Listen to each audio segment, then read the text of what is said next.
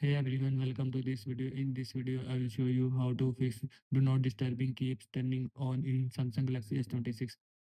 First of all, turn off schedule Do Not Disturb. Open settings, search Do Not Disturb.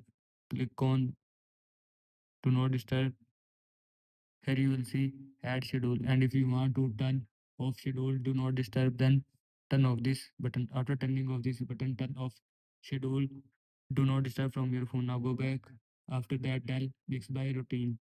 Open settings, scroll down, click on advanced features, click on Bixby. Now turn off this button. Now click on unlink device.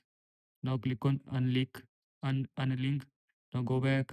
After that, click on leave Bixby. Click on leave Bixby. After click on leave Bixby, dial Bixby routine from your phone. Now go back. After that, software update. Open settings, scroll down, click on software update. Click on download and install. Here you will see update option. And if you want to update software, then click on update. After click on update, your phone software will be update from your phone. Now go back.